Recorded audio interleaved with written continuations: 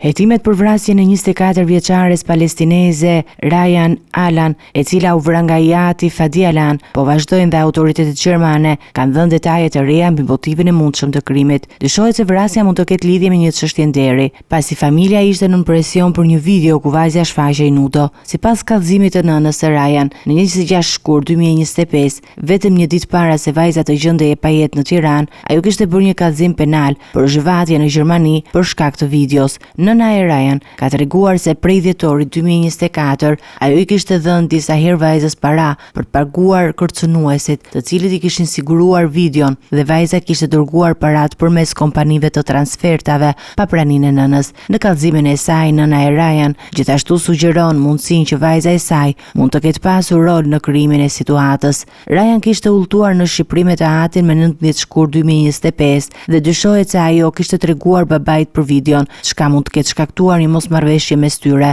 Përpara këtij incidenti, Ryan kishte denoncuar në vitin 2024 kërcënimet për vdekje nga ana e familjes për shkak të dëshirës së saj për një jetë të lirë dhe perëndimore.